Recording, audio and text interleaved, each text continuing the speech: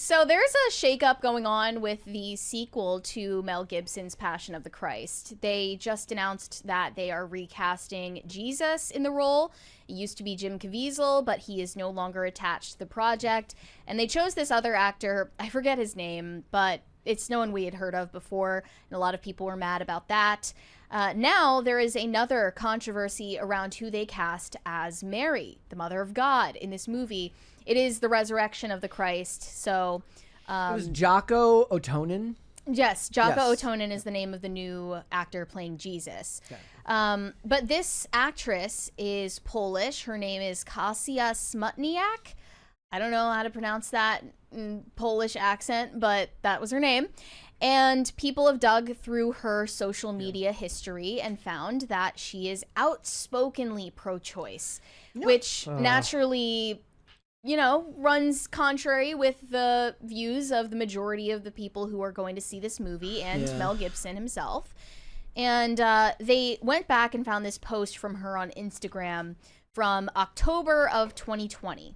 And I want to contextualize Are we supposed to, like, the date gives me pause. Like, at a certain point, are we going to start giving people, like, 2020 amnesty, where it's like, you were locked in your house for 6 months, you started writing on your own face. Well, look, that's like, fine, but she kept the post up, so I believe it still reflects her views. Remember the lady who wrote BLM on her face and with the Macklemore Which was song? So and she wrote, she wrote, I can't breath.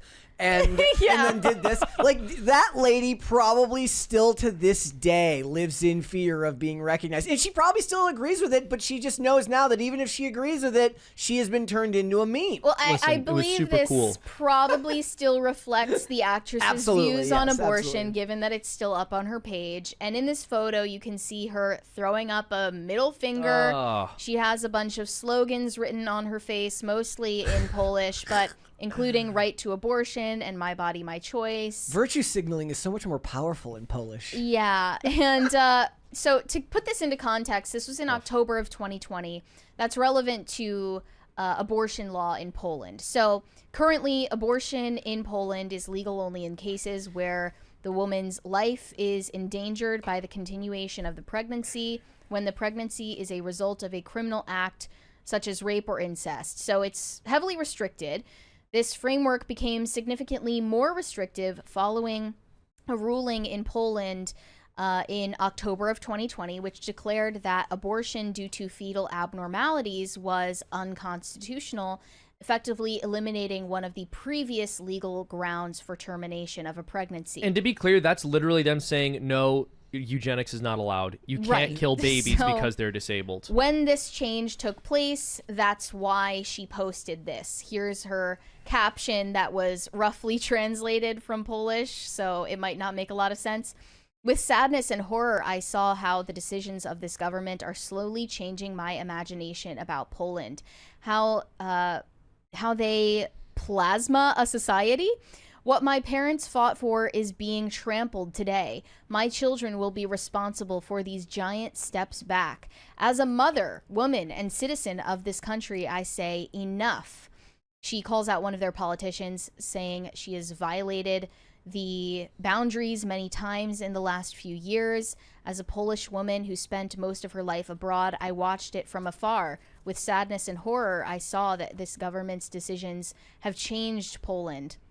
So basically, she is protesting the decision by the Polish government to make it illegal for you to terminate a pregnancy because of, like, maybe Down syndrome or some other fetal abnormality or a diagnosis. And now this has come to the attention of American fans of Mel Gibson, who were at one point planning to support the resurrection of the Christ. And they're calling him out, saying you should not have chosen this woman in the cast. In my headcanon, he was the one who actually went through her posts, and he stopped at 2021, and now he's like, damn! He's like, oh, there was only one more year. This one post says, Mel Gibson, would you really want Kasia Smutniak to play Mary, the Mother of Jesus? Explain what this woman wants, all of the inscriptions on her face. If she played this role, more than half of Poles would not watch your movie. And he's probably like, oh no, half of Poland. How big is I'm Listen, Polish? Is that I'm the bad guy here? How big is Poland? Probably not very big in the grand scheme of things. And this has now been posted by some American accounts. What does Luke Recasting have to say about this? No, listen, Luke. We don't have to. Luke, don't make me laugh. Don't make me laugh. You need his official verdict as the representative of all Poles.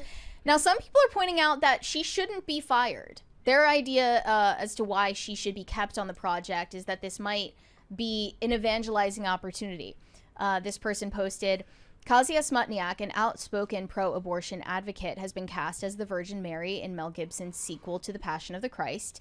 During the casting of The Passion of the Christ, Luca Leonello, who played Judas, and Pietro Cerubi, who played Barabbas, converted to Catholicism by the end of the filming. What a perfect opportunity to play our Blessed Mother, that she will guide Kasia Smutniak home to the Catholic Church and to her beloved son, Jesus. So they're saying she should be kept on the project in the hopes that her experience with the rest of the cast and playing the Virgin Mary will change her mind in some way. What are your thoughts? Wouldn't it be hilarious if people got mad because the guy who played Judas was like a good, upright man? They're like, no, you need a sinner for that role. He needs to be a bad person. Yeah, like, it doesn't you have got a to. pro-lifer to play I'll Judas? do it myself.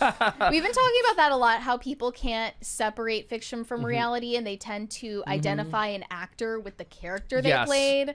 Like, they hate the actor because the character they played did something they didn't like. Oh my gosh. Yeah, that 100% happens. And you're like, no, dude, you should love that actor because they did such a good job making you believe in that role that you hate the character. Like, the more you hate the character, the more you've got to appreciate the actor, because they did that. Like, unless it's a character who's supposed to be good and the actor screws it up. Yeah. But Brett asked you how you felt about it. I want to let you jump in before I say my piece, since you were asked first. I think they could have been more discerning about who to cast in the role. However, I'm sure there are secular people working on The Chosen.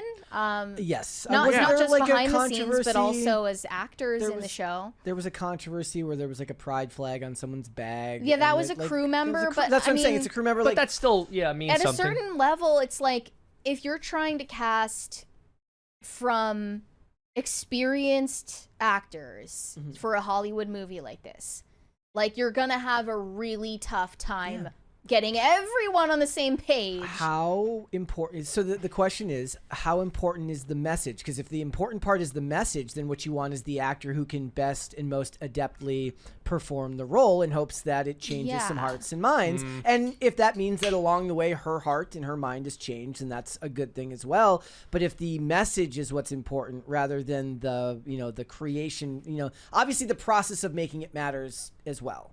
But I mean, I would imagine that the end result, the final product of what you create, is what you're looking to put out there. Yeah, it's really tough, because I definitely see both sides of this. I understand people saying, you should have been more discerning about this. And earlier we were talking about the fact that Jamie Lee Curtis got in trouble for saying she wanted Charlie Kirk to be in heaven. Yeah. So we know when Hollywood makes a film, they care very much about ensuring the person acting in that film agrees with them. Right. And then, Mel Gibson's crew is casting a pro-abortion woman, an outspoken pro-abortion woman, to play Mary. But the other side of it is, it's possible she's repented since then. If she has, I believe it would be proper for her to make an equally public statement repenting of her advocacy, as opposed to just doing it in private. But I also can imagine that it's possible for somebody in her position to have a truly converting experience playing the Blessed Virgin Mary and abandon her previous pro-abortion position in order to become pro-life. I wasn't in the casting room. Maybe whoever did cast her is a devout Catholic, and they felt the Holy Spirit nudge them in that direction, because God Almighty knows that this woman is going to convert through playing the Blessed Virgin Mary, through getting in the proper mindset. So it's really impossible to say, but I do definitely understand the concerns. My hope is that if she remains on the project, that this is a converting experience from her, and then she uses her very powerful voice and platform to push back against abortion in Poland. I think The real risk here is if they have her doing press for the movie and she doesn't do justice to promoting the movie properly, right? If this comes up in interviews, if she is given a bait question to address this controversy, which, knowing how Hollywood journalists operate, is a likely outcome. Yeah. If she is not properly trained to respond to that, it could be really bad for the reception of the movie, like PR wise. More so now than in 2004, whenever. Like, the you got to original movie keep these came out. actors on a tight leash. Yeah, I mean, and Jim Caviezel is someone you can definitely trust to do it justice. Yeah. Now he's gone, and we don't know who any of these people are. Yeah, I don't know. I'm guessing it's going to be mostly Mel Gibson doing press for the movie. I mean, he's if we're trying to talk to an American audience. He's the most recognizable face that you'll see there, anyways. Yeah. So, yeah. I would say, like, I would have again, conservative actors, and they do exist, get upset when they lose out on roles in Hollywood because people don't agree with their beliefs. If the idea is to live your values, then you would hire her because theoretically, I wasn't there. Again, I wasn't there for the casting process either. She's the best for the role. That she does a fantastic job. She brings the character. She brings Mary to life on screen, and that ends up being a transcendent experience for people. That could be a great thing, and this could be an example of separating art from the artist. Well, also, they're in a really difficult position because they needed to recast the Blessed Virgin Mary since the first film came out 20 years ago, and so they need to find a woman who looks like the previous actress. That's a big ask. Was it Monica Bellucci before?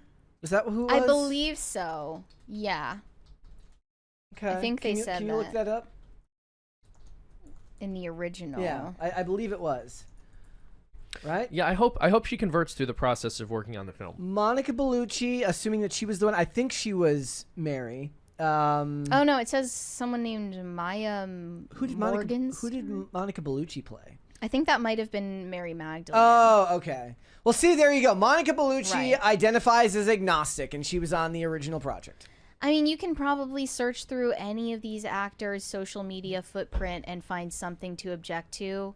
They're actors, and then what you have is like if you're basing it on their religious credentials, you get the ham-fisted religious movies of the 80s and the 90s, which don't change anyone's mind because they're not made well. You're not gonna find a full cast of qualified actors for a movie like this that are all Orthodox Catholics. It's just not realistic.